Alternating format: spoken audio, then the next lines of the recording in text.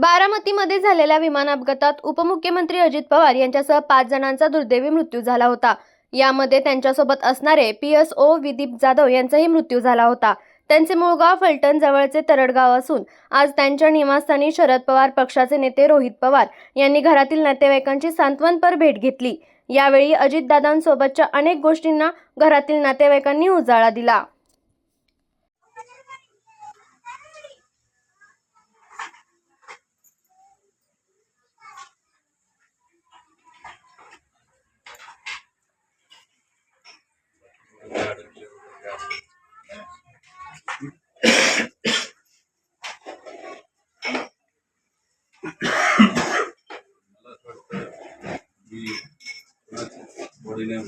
बघू शकतो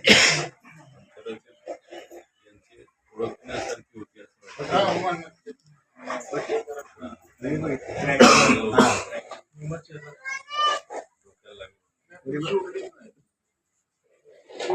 त्यांनी हेच केलेलं किंवा जर सोडले नाही बॅग नाही तिथं